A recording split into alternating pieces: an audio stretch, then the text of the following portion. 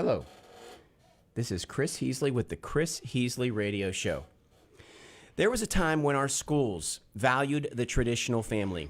There was a love for the family, the traditional family, and an appreciation for the mother-daughter, father-son, parent-child relationship. And this nuclear family, this nuclear unit was not under attack. There was a time when our schools taught a curriculum that was love for country, where the schools recognize the unique character of our country, the only country that fought for freedom in the way that it did, and rejected the idea of a monarchy, a rule by a king or a queen, which was the standard at the time. Our country rejected it and set the world on a new path with a unique way and led the world in this new, unique idea of freedom. And in our schools, all of the curriculums and the lectures, they reflected this. They taught it.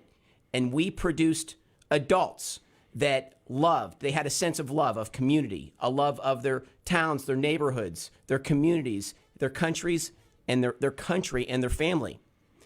But there was something uniquely different at that time, which is that the schools were managed, they were run, decisions were made by the local communities. It was the local parents, the local residents, the teachers, the local citizens made the decisions for the schools.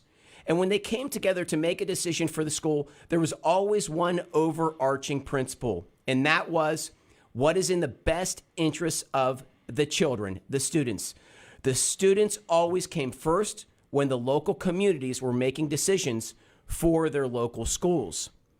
And this is what it was like when I was a child in the 1970s and in the 1980s, and we had a remarkable educational experience when things were run locally. But then in 1979, education in America took a drastic change, a significant change in direction. And what happened in 1979 is President Jimmy Carter created a new entity to run the schools.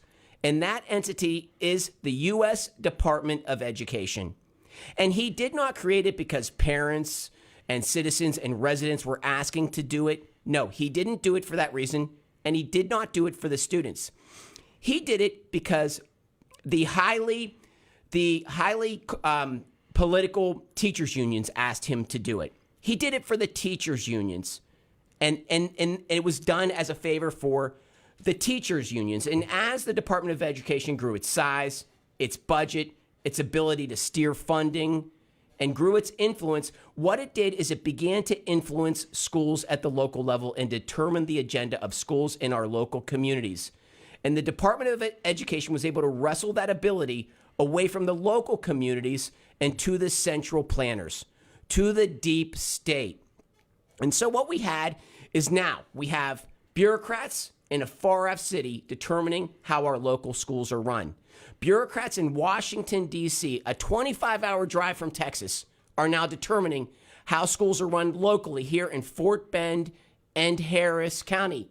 And these bureaucrats, these central planners, they don't have children in the schools, and they are not from our towns and neighborhoods. They have no vested interests in our communities or in our children, but they are largely influencing what our children are being taught.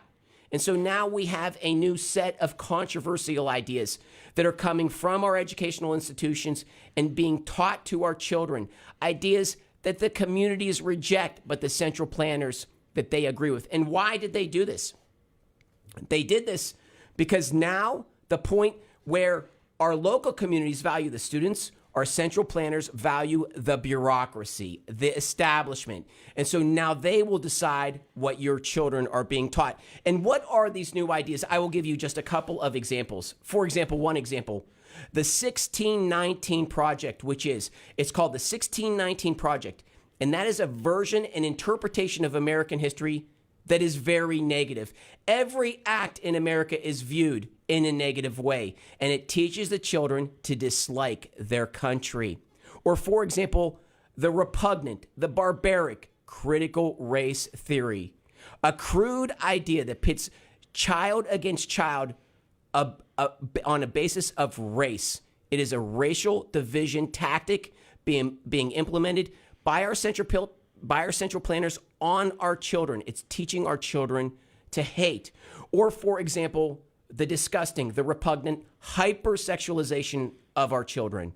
The constant drumbeat of sex, sex, sex being pounded into the minds of our children when they aren't ready for it. A clear intention to pervert our children's mind and corrupt their intentions. But more importantly than these bullet point items, there is something else significant that the Department of Education did when it took over education, which is it changed the whole purpose of education. As I said, when local communities were running education, it was students that came first. But now, with the central planners running it, it is the schools that come first. They put the cart in front of the horse. It's the schools that come first, and it's the children that come second. And there's a new buzzword that was created, a new term. It's called quote-unquote public education.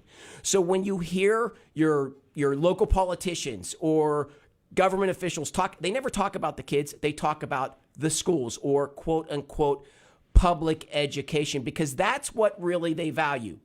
But see, it's not even the schools that they value. It's paying for the schools.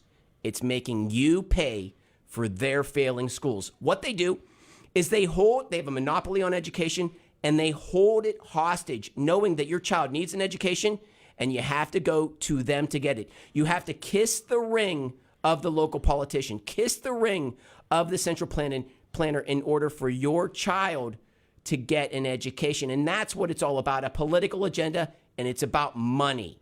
Now, with a central planning organization running our schools, it is money that comes first and children come second. And this became clearly evident here in the state of Texas, where Texas Republicans proposed a bill for school choice, where it would take the money and rip it out of the hands of the central planners and place it in the hands of the parents. Place it in your hands so that you get to decide what school your child attends. It places great autonomy on the local parent in deciding their children's educational outcomes, educational course. It was considered to be one of the greatest school choice bills in the country. It was expected that Texas would lead the way with school choice. But of course, county Democrats, Texas Democrats, they opposed it, and they fought it, and they rallied against it, and they defeated it. And why did they defeat it? Because they support the establishment. They're not here for your children. They're here for a political agenda. And to make my point, I will now give you a couple of quotes when we were discussing, when the subject of the Texas school choice was on the table. I will give you quotes of your Texas Democrats, your local Democrats in Harris and in Fort Bend counties.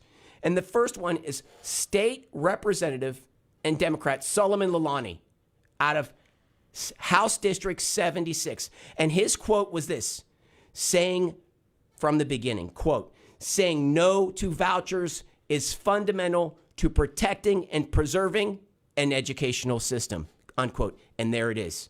The educational system is what is of value to Solomon Lalani, Democrat and state rep out of House District 76. Children are secondary. It is the institutions that come first. I will give you another quote. State Representative out of Harris County and County Democrat Ann Johnson, quote, it's time to fully fund our public schools. Again, the public schools are the value with that quote. It's time to fully fund our public schools, unquote, Ann Johnson. She's talking about the public schools. Public schools always come first. Or this quote by Ann Johnson, quote, public money belongs in public schools, unquote. Can a quote be more revealing? She's talking about the money. She's getting right to the point. It's about the money, not the students. No, it's not the students. Because if it was about the students, the state representatives would have put the decision-making ability back in your hands as the parent of your child. They would have put it back in your hands. But these state representatives, these Texas Democrats, have a political agenda. It's about their careers. It's not about your child. And that is why they defeated the Texas school choice bill. And this gives you an idea of the state of government-run education in America today. Schools that are run for the purposes of the schools rather than your children, and your local Democrats fighting with all that they have to ensure that you have little to no choice in your child's education. And this is the Chris Heasley Show. And on this show, we will give you all of the ideas, the content, the information that you need to take back your towns, your cities, your neighborhoods, your countries, and restore them to what they once were, a rights-respecting republic. And on this show, we will give you all the content that you need, but there is a to-do, an obligation that comes with it. And that obligation is for you to get active locally in your local politics. We always advocate for local activism first, because at the local level, you get the biggest bang for your buck. And we're asking you today to do two things. We're asking you to call State Rep Solomon Lulani and ask him to defend his position against school choice. We're asking you to call Ann Johnson, State Rep Ann Johnson, Texas Democrat, and ask her to defend her position against school choice, because they decided that you will have little to no choice in your child's education. And with that being said, on today's show, we have two guests. On the line, we have G2. G2, are you on the line? I am. Excellent. Very good. Good to see you today. Good to hear from you. Thank you for calling in. And we have Julie Pickren, State Board of Education, here in our studio. Julie, how are you doing today? Howdy, Chris. It's a great day in Texas. Good for you. Good. That's excellent. I like that answer. It's good to see you, and thank you for being in our studio. And so again, on today's, we've been for several weeks now discussing the state of education in America, and I believe that on this show we've brought in some of the brightest minds to really reveal what's going on. I feel like at our local level, our citizens, our residents are sort of awakening to their schools and realizing that our schools have become a political institution more than an educational institution. And so we have great minds like Julie on to give us more enlightenment on this. And Julie, she put together, volunteered her time to run on the State Board of Education. And with that being said, I just want to give you the floor, Julie, and if you can just give me a quick introduction on yourself. Sure, Chris. Julie Pickren, Texas State Board of Education. I represent, by God's good grace, State Board of Education District 7. District 7 covers about 10,000 square miles of the great state of Texas, 12 and a half counties, and I represent about 2.5 million people. So it's a very large district. And a lot of things that you were talking about, I'm telling you, from one end of my district, the furthermost point in deep East Texas, up in Newton County, all the way down to Fort Bend County, which is the start of South Texas, parents are saying the same thing. It doesn't matter where you're at, and anywhere inside my 10,000 square miles or the 10,000 square miles of SBOE 7, parents are saying the same thing, and my friend, you're right over the target. That's excellent. Yes, but the Texas State Board of Education, we are a 15-member body. We each represent about 2 to 2.5 million people. That looks different in different parts of the state. Like I said, I have about 12 and a half counties that I represent. A representative from Houston has half of Harris County, right? Just half of one county. And then if you go over to Chairman Kinsey's district, where there's a whole lot out in West Texas, where there's a whole lot more cows than people, he, even though he represents the same amount of people, he represents about 87 counties. So we're all based on population. But the Texas State Board of Education is a pretty powerful board. When I remember that nobody knows about, right? I remember when I first decided to run, and I told my family, a large majority of my family said, Julie, what's that? Right? Like a lot of Texans, they don't even know that the Texas State Board of Education exists. But it's a pretty powerful board. The Wall Street Journal read an article a few years ago about the Texas State Board of Education, calling it one of the most powerful legislative boards in the country. And the reason for that is because we approve instructional materials for the state of Texas. And because Texas is neck and neck with California with the number of children in public education, and because Texas sits on about a $55 billion permanent school fund that funds education, a lot of education in our state, school bonds, backdrop for school bonds, instructional materials, what have you. Basically, when we enter into a contract with a publisher, they're going to get paid, versus California that is so heavily in debt that if California enters into a contract with a publisher for instructional materials, who knows when they get paid or if they get paid. So the publishers like to work with the state of Texas. So the national publishers. So we approve the instructional materials for the state, but about half the country follows what we adopt, what we approve. So it makes our board a very powerful board in the area of instructional materials. Well, I have to imagine. I'd like to hear more about exactly what the State Board of Education does, but that's certainly a very, important point. Is there not a leftist attack on your institution right now for that specific purpose? I would think that they're firing all guns in your direction just to ensure that they get their agenda in these schools. I mean, no parent wants these ideas in their children's heads. Right. It is leftist activists that are rallying at the political level to get this stuff done in the backdoor deals. And so what kind of leftist infiltration is happening at the Texas Board of Education? Well, you are exactly on point with the creation of the Department of Education in 1979 by President Jimmy Carter to fulfill a campaign promise to the unions, right? So when we have American Federation of Teachers, or the Texas version, the Texas American Federation of Teachers, AFT, Texas AFT, that's a part of the AFL-CIO, which is one of the largest unions in America, okay?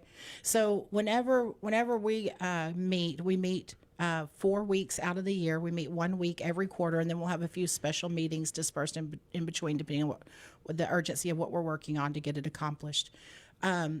Always we have the Texas representative of the teacher unions at our meeting. So the unions are always part of our meeting. And just a little interesting thing of note, the new head of Texas AFT is a former senior employee of the Texas Education Agency. So this isn't just someone they hired off the street. This is someone that they hired that comes from inside our own Texas Education Agency. She was a senior employee who understands and still has the relationships, the working relationships and the relationships inside of our Texas education, and fully understands how education works in Texas. So they're always at our meeting, and then always our meeting as a team of lobbyists. So people are, the lobbyists and the unions are represented well at our meetings. What we don't always have is parents.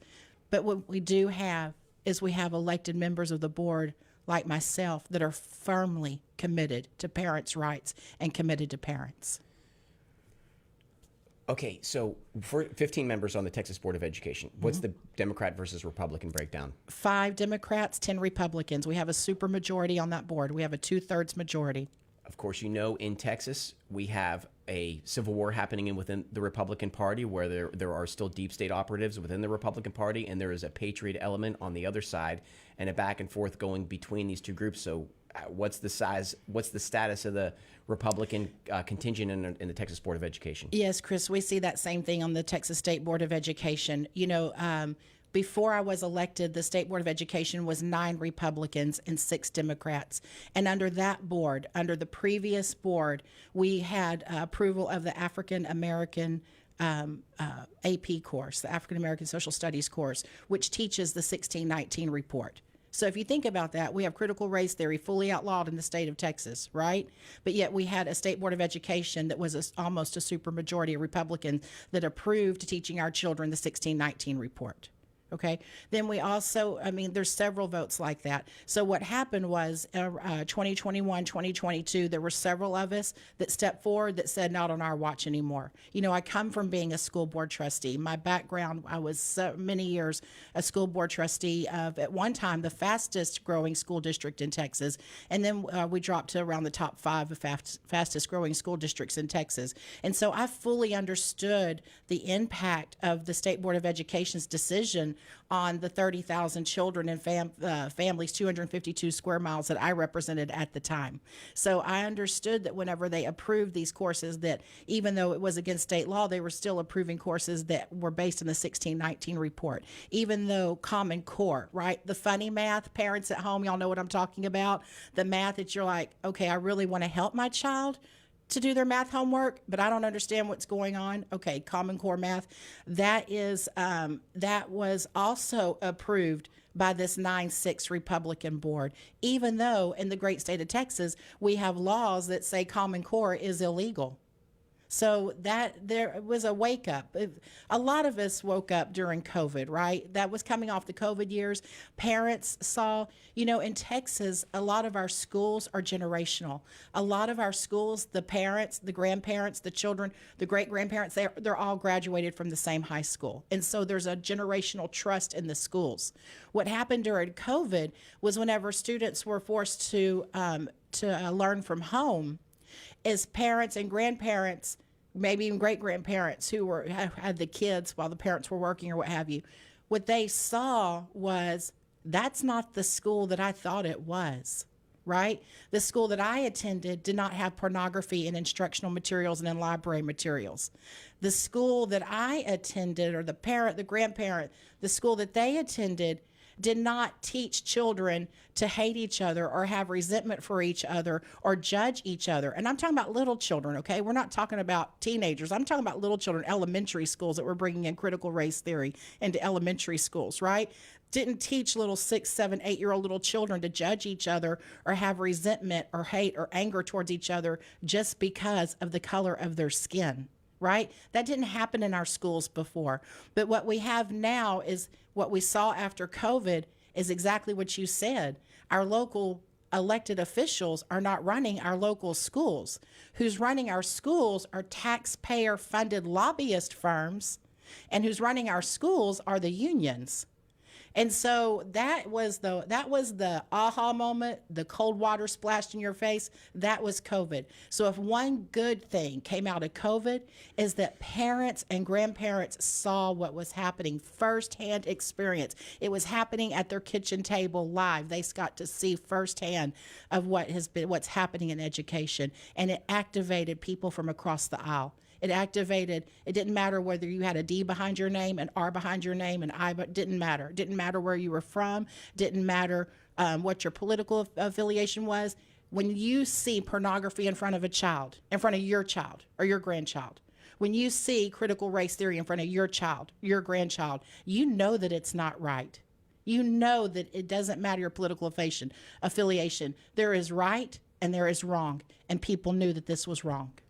I mean, to give you an idea of the degree to which the left is dug in on this value code that they have, and I want to make this clear, this is not simply a difference of opinions. The left, they embrace this ideology of infusing the sickest sexual concepts into the children's minds. It makes no sense. Don't try to understand it. It's not a healthy mindset. But to give you an idea of the degree to which they will do this, when the teachers began to when the parents began to protest at the school boards and call this stuff out, the Department of Justice called on local police departments to begin policing the parents of America, and they began to describe the parents of America as the new terrorists. So if you decided to go and oppose these sick sexual concepts being taught to your children at the youngest of ages, you had potentially local police departments, local county sheriffs breathing down your neck or putting you on a list. That's the degree to which these people are dug in, and that's just one example. And so,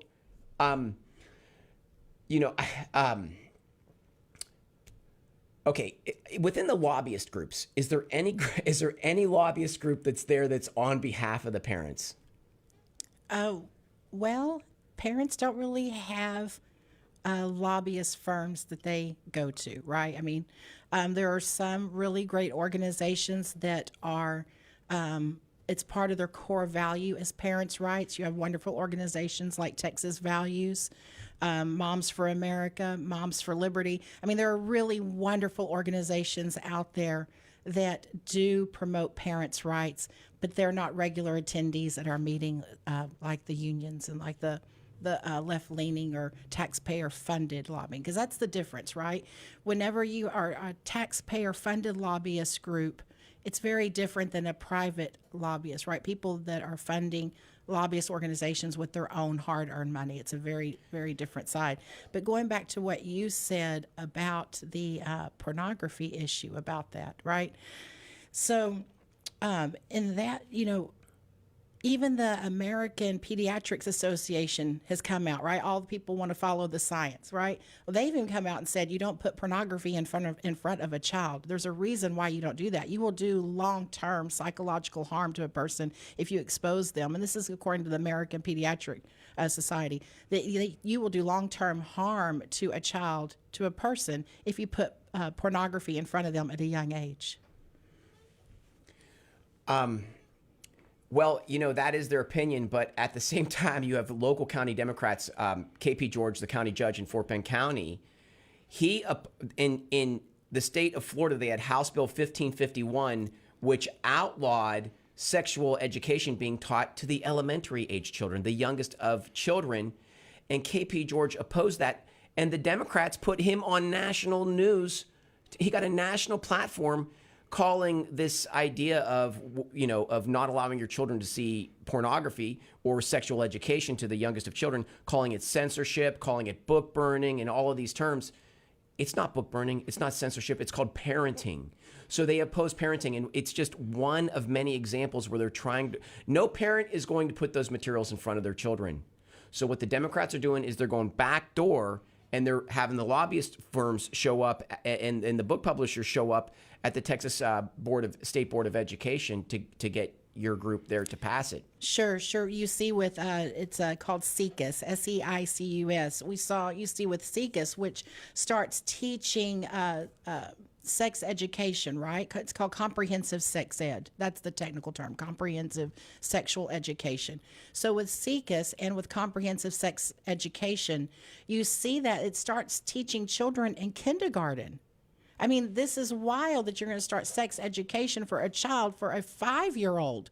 I mean, the thing is with this is that you have teacher unions, right? Which, by the way, SEICUS had the development of SEICUS, the development of that sex education curriculum that starts in kindergarten, had contributions to it from Planned Parenthood and had contributions to it from the American Federation of Teachers, AFT. So you can see who is the force pushing this onto our little children. But the wildness of it, the insanity of it, is that you have elected officials, right, from the state level down, from the national level down, that are more concerned about your little 5-year-old learning 28 different genders. Now think about this. There's 26 letters of the alphabet. What are we teaching in kindergarten? We're teaching the alphabet, right? And pre-K, we're teaching the alphabet. So you have people that are more concerned about teaching 28 different genders into a little 5-year-old than they are concerned with the little 5-year-old learning 26 letters of the alphabet and the foundations of learning how to read and write, the foundations of literacy. That sex education for a small child is more important and more of a pressing issue that they go on national news, state news, local news, make public statements, have press releases about sex education for little children than they do about literacy scores, than they do about children who are trapped into failing schools who will wind up in prison. We have a term in education, it's called the school to prison pipeline, and that really is focused around 3rd grade literacy scores, because the 3rd grade is the last year in elementary that you teach a child how to read. Starting in the 4th grade, it's reading to learn instead of learning to read. So there is a direct correlation between illiteracy rates in the 3rd grade to prison. We have the data in our Texas prison system. We know that almost 80% of people in our Texas prison system are functionally illiterate. There is a direct correlation. So whenever you have state, national, local elected officials that are more concerned about turning your child into a social experiment, that they are more concerned about running their social experiments on little children, on their leftist, progressive social experiments on children, than they are a child staying out of prison as an adult, that's a problem. That's a problem. Your priorities are totally wrong. I think that we're identifying that there is an ideological issue with the left. It is an ideology, and it's one that they are well dug in, and they wholeheartedly believe with these ideas that Julie and I find perverse. G2, what do you got? I know G2's been in these school board meetings. He's confronted these school boards, and I know he's had some experiences there. G2, give me some opinions, what you're thinking. Well, I think you've done a really good job of laying out the various influencers that are driving this move toward a wild agenda. And it's important that you call it what it is. It is child pornography that has been distributed into schools and then pushed in front of students so that they get exposed to it. It's not just idly sitting on shelves. So I've been in school meetings, as many parents have, many citizens have, with parents reading pornographic books to the school districts, and those books are on that district's shelves. I know that it's not universal, it's not in every school, but it's in far many more schools than the average parent knows. Here's the thing, just to bring this down to what actually happened. How is it that in just a span of a few short years, we didn't get this in one or two schools in San Francisco and Austin? It's in schools in all the states. It's in the Midwest, it's in the Northeast, it's in the Southwest, it's in the Southeast. How is it that this sort of bizarre collection of powerful interests were able to push child pornography into so many schools so quickly, and parents didn't even know? Is that a question, G2?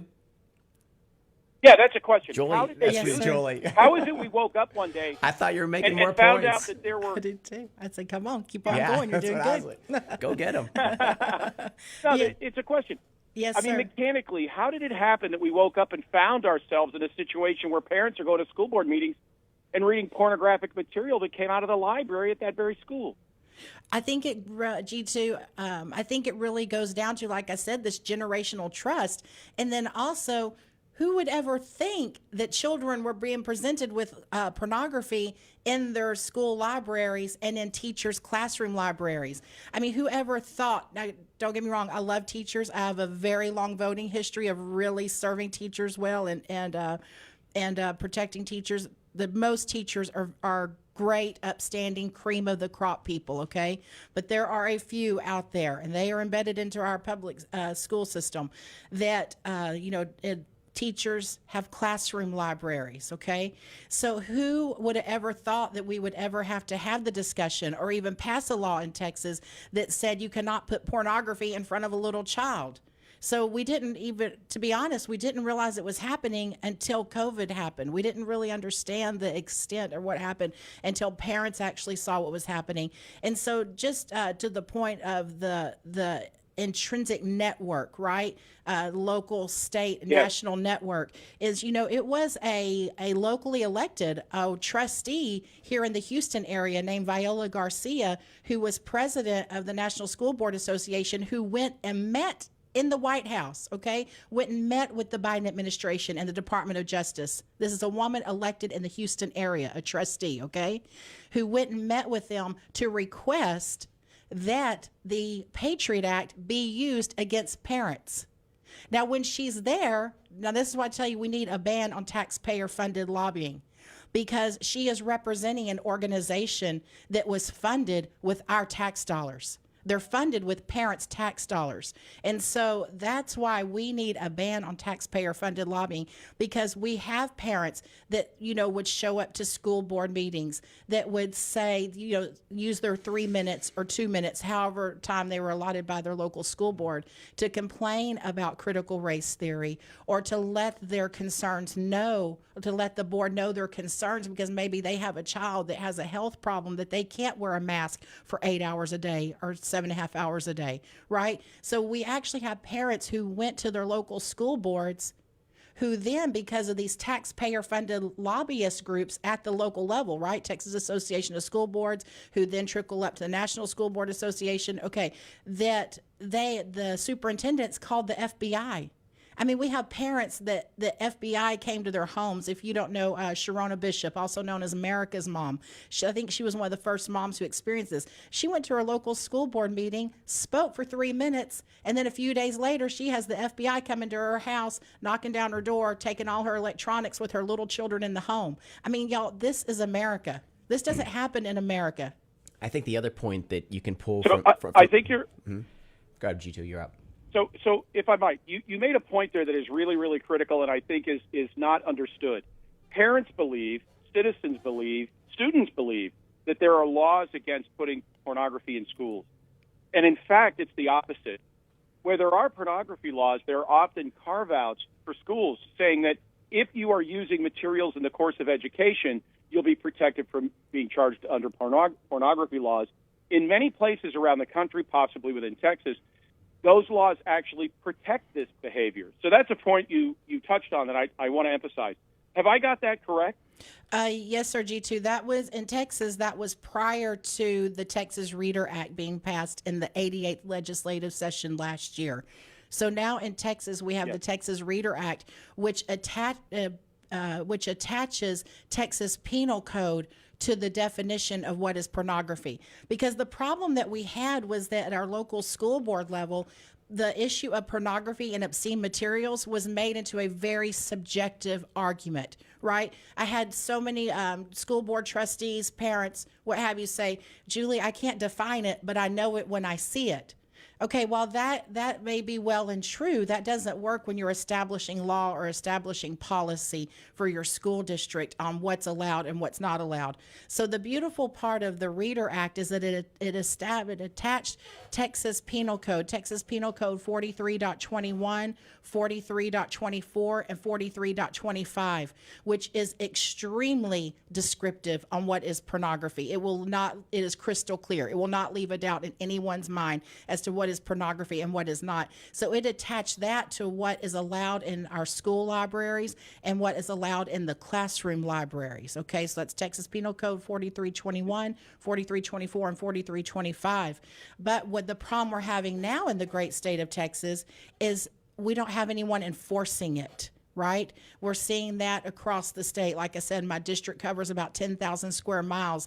And the frustration that I'm hearing from parents from one side of my district to the other and grandparents is that, Julie, we have a law in Texas that says no one can have pornography in front of my child or my grandchild, but there's no enforcement of it. You know, the Commissioner of Education, we had a State Board of Education meeting 2 weeks ago, and the Commissioner of Education, Commissioner Morath, comes into the meeting and takes a couple of questions from each State Board of Education member based on what we're hearing in our district. So I brought this to the commissioner's attention, you know, because according to Texas law, pornography in front of a child is never allowed. It's never legal, okay? So just straight out of the gate, so everyone's crystal clear on that. And then I asked the commissioner... In Texas. Yes, That's sir. not necessarily the case elsewhere. One Sir. thing, though, what you're pointing out then is that in Texas you have a law, but no one's enforcing it. And, of course, we find the same thing in many places with election laws and other kinds of laws against retail theft. We have a general breakdown of law enforcement of the most basic laws that protect our society across the nation. So that's certainly a problem. But with this specifically, you've got such powerful forces behind it. And my interpretation is that you've got, for example, the Department of Education. Now, people don't really think about this Department of Education, but think about it in these terms. The budget for the Department of Education at over $80 billion a year is greater than the budget Russia had for its military before the invasion of Ukraine. You know, this is a budget that is really not held, it's administered by an agency that accounts to no one. No one can ever hold them accountable for where this money goes. But they've got $83 billion a year. They run those schools, and they educate no children. But here's the thing. They write these Dear Colleague letters and issue proclamations that effectively, as I see it, have the power of law. Because if a school district doesn't comply with the Department of Education edict, they lose funding, and they could have a civil rights division investigating them, which can cause a lot of problems. Okay, I see the Department of Education as a key driver of this. Is that right? Yes, you're absolutely correct. And I'm going to give you a couple of things a couple of background pieces. So number one is, in the last funding stopgap bill, right, that we had the U.S. Congress passes, Biden signed into law, that added an additional $1 billion of funding to the Department of Education. So we have just in the last few months, just in the last couple of months, an additional $1 billion of funding to the Department of Education. So, but at least in Texas, that's where I live and serve, and that's what I breathe, okay, is the great state of Texas. So at least here, the federal funding of our schools is really not that much money. Prior to the COVID funding. Prior to the ESSER funding, the federal funding of our education of our independent school districts, it varied anywhere from 3 to 6%. So, in Texas, back in, I think it was 2016, 2017, we were going through the great bathroom debate. Do you remember that, Chris? Were you here then? Okay. Right. On who was going to be allowed to use which restroom. Could a man go into a boy's restroom? Okay. This was also a big topic in schools. Could men go into a girl's restroom? Could teenage boys use a girl's locker room, right? So at that time, I was a school board trustee, and what people don't know is that the Department of Education sent a letter under the Obama administration then, right? Sent a letter to school districts in Texas saying, if you do not make your restrooms gender neutral, then we're going to withhold your federal funding. Well, for me as a trustee, that prompted me to go to my superintendent and say, when you talk about this, right, coming from a business background, okay, I didn't understand fully what our federal funding was. Was that 1%? Was that half of our funding? What was that? And so after talking with my superintendent, we realized our federal funding was about 3% of our overall budget. Well, anybody that understands these huge local ISD budgets and understand any type of business background with finance or business, that you can, if you tighten your belt a little bit, you can make up 3%. And so that was our decision. We wrote our letter back of thank you for your concern, but we know it's best for our children. And if we feel like 3% of our budget was worth it not to put teenage boys with girls in a locker room or a restroom.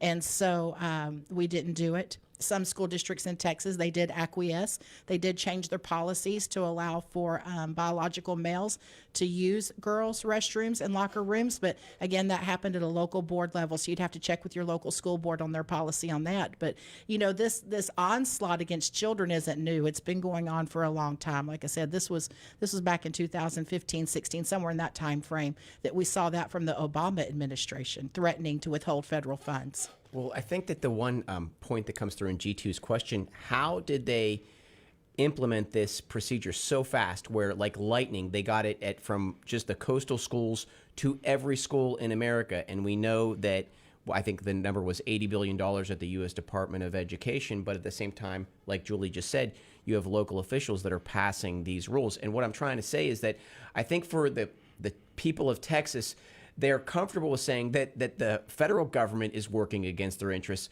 but they have a hard time acknowledging that the federal government has agents at the local level. Your county officials are engaged in this process to pervert our children. There is no way that the federal government could do it on their own if they didn't have help at the county level. That's how they got it spread across the country like lightning quick, from the coastal Californias to everywhere. It's because they have leftists at the county level, at the local level, that are fighting with everything they have to ensure this perverted agenda stays put on the children. Do you want to talk about House Bill 900? In spite of all of these... Chris, hold on. Yeah, let me just try to put a button on that, right? So here's how I view it. You've got the Department of Education at the federal level that is doing everything it can to spread this leftist ideology. You've got the Democrat Party, which is an integral part of this nationwide network, which in its partnership with the unions and the Department of Education is very effective at pushing this radical ideology. Then you've got the unions themselves, which are in every school system in the country, or nearly that, and they are pushing this ideology. You've got things like the School Board Association, which worked with the Department of Justice to create a request, if you will, to write that letter to DOJ saying, can you please go after these parents who are protesting child pornography in schools? You've got that School Board Association, and of course a lot of states have since withdrawn from that. Then you've got the actual law enforcement agencies that either refuse to enforce the law or, as you indicated, will come out and intimidate parents who speak out against it. So what I'm seeing here is a very significant cabal of nationwide interests that have unlimited access to cash and for whatever reasons have decided that they want child pornography in schools. And on the other side, you've got teachers who refuse to do this. And I don't know what percentage of the teaching population that is, but I would wish that they could put more pressure on their unions and say, stop using my dues to push this radical agenda. You've got school boards where there are still some stalwart, in many cases a majority, hopefully, of stalwart pro-family, pro-children, people who will defend those children. You've got people like yourself in this Texas school board that will stand up and fight back and are willing to turn down money, which virtually no state or local politician will do to the federal government. The federal government eviscerates the 10th Amendment by using this funding tool. So you've got these two groups. Of course, one extraordinarily well organized, and no one saw this coming because parents really didn't get it. And then, of course, you got the parents, many of whom are still completely unaware of this radical information that's in the schools. These books. I've seen books where they don't use photography; they use line drawings, hand drawings, to show pornographic acts. And they say, well, it's not photography, therefore it's not pornography. And in some states, that actually works. So is that a testament of the battlefield about right? The federal government, the Democrat Party, the unions, some national law enforcement agencies. You've got this, and this whole cabal on one side, and on the other side, you've got the voters making decisions to put good people in local ISD school boards as directors, and then at the state school board to try to defend against this radical assault on their children. Is that about right?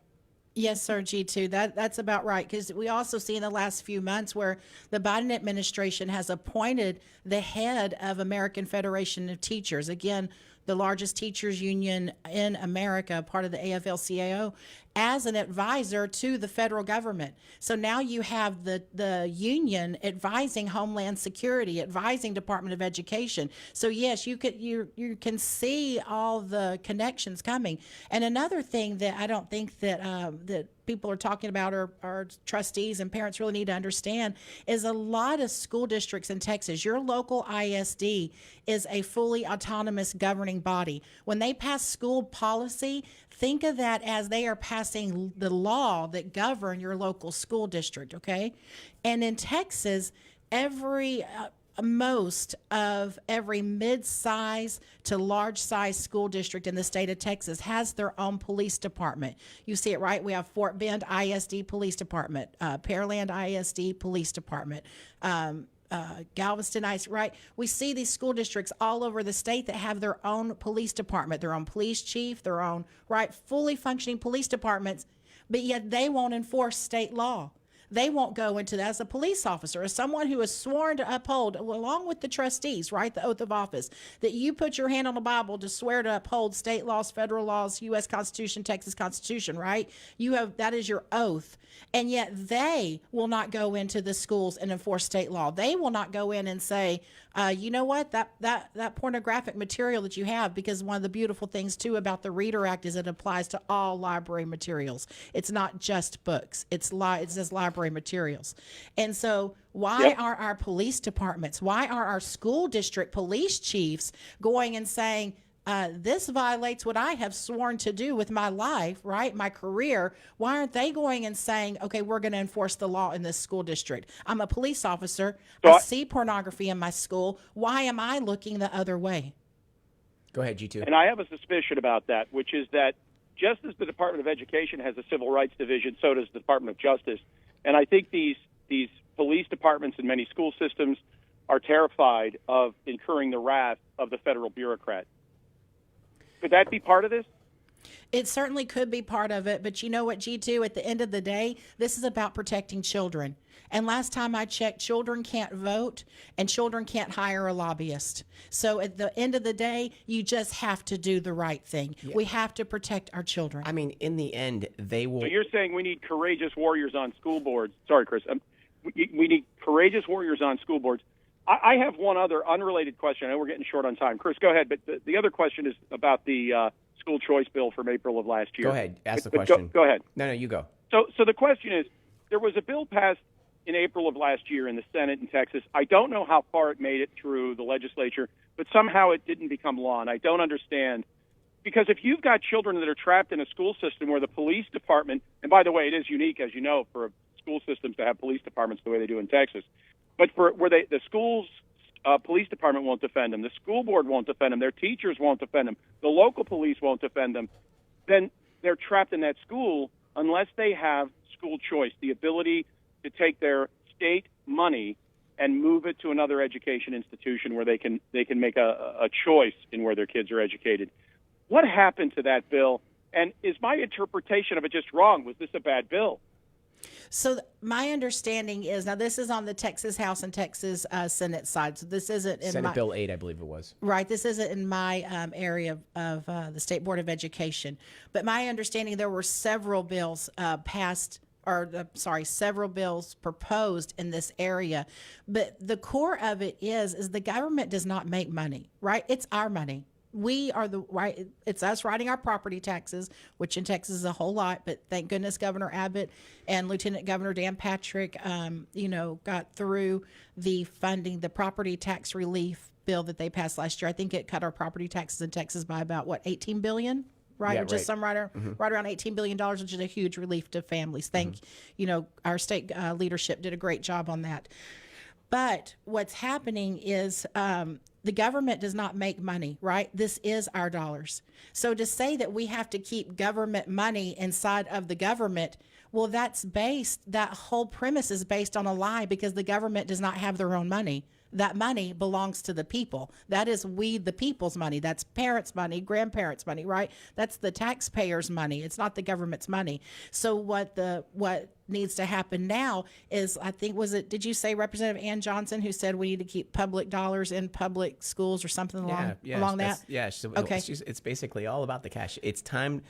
Public money belongs in public schools. Ann Johnson. Okay, so see, that is a very socialist way of Right. thinking, that it's public money. It is not public money. There's no legitimate term, public money. There's no such thing That's as right. public money. Amen, brother. Okay, so what that means is that our dollars need to stay in our families. There's not public Right. money. There's your money. That's There's right. my money. There's taxpayer money. Taxpayer money needs to stay inside the families. We do not need to fund institutions. We need to give the money back to the parents and Right. let the parents pick what is best for their child. Right. And if that bill allowed a parent to take $8,000 out of the public coffer that really were generated by the taxpayer and redirect it, $8,000 covers a significant portion, maybe about half of the average cost of educating a child per year in Texas. Some of the school systems I've looked at there, Fort Bend, for example. So if you could redirect that $8,000, that will give the children and the parents much greater choice. Here's one other element of the cabal that is preventing this, I believe, which is the establishment Republican who actually is really just an opportunist, who isn't ideologically driven to protect those children. Because in a state that's as powerful as Texas, where the Republican Party has absolute control, right, supermajorities in both chambers, plus the governor's office, it seems like this school choice bill should have been able to make it through very quickly and be signed into law, but that didn't happen. And I can only assume it's because the unions make contributions and the Democrat Party has a tremendous amount of influence over some of the Republicans. It's the only thing I could figure. We know the Democrat Party is dedicated to this agenda of putting pornography in the schools. They've made it clear. Where are the Republicans? Why aren't they fighting harder? Well, what we saw is a handful of Republicans, right? You only needed, 18, 19 Republicans to vote against it to kill it in the Texas House. And what we saw was a handful of Republicans who were not honest with their constituents about who they are. Right? We saw a handful of Republicans that now, hindsight looking back, right? Then what they say, hindsight's 2020. Looking back, we have a set of Republicans that were endorsed by the NEA, by the National Education Association, who never told their constituents they were endorsed by the NEA, and they had the NEA hold that secret for them. Okay.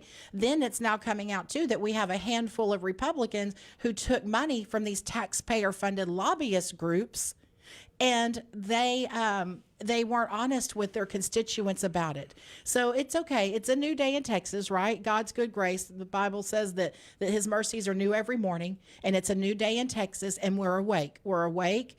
We see what's happening. We see these endorsements. We see where the money's flowing. We see who these taxpayer-funded lobbyist groups who want critical race theory for your children, who want pornography in front of children, who are huge proponents of that, who want boys in your little girls' girls' restrooms who want that. We see who they're supporting now. We see which Republicans are signing their pledges and which Republicans are taking their money in these House races. And so everybody's awake now, right? And so we're watching, and we hope that the people who do not take this money and the people who do not sign these pledges, they do not belong in the Texas House. There's been a huge shift in the populace in Texas across the country towards the people, towards the country, towards America first.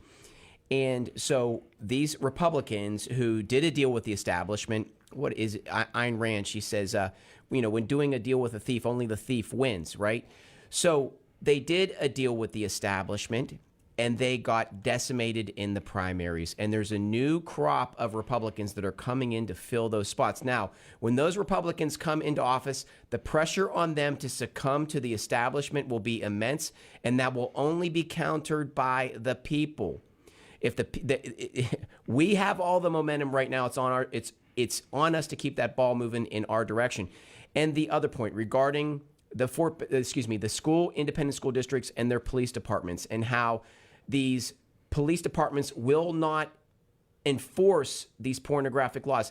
That is one more thing that's on the people. They will all listen to the people in the end. It does not matter how much the establishment pressure is put on them. They live in the neighborhoods with the local people, and they have a vested interest in seeing the children receive the right education. And if that doesn't happen, then it's on their heads. So I think that the ball is in our court. I think that our fate is in our own hands.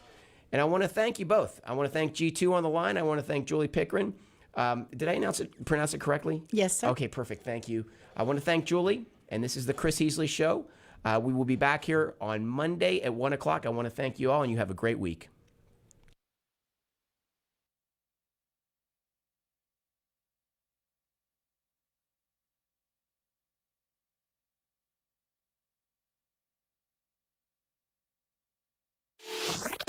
Oh my God. क्या मैं पूछ सकता हूँ ये सब क्या हो रहा है? नहीं.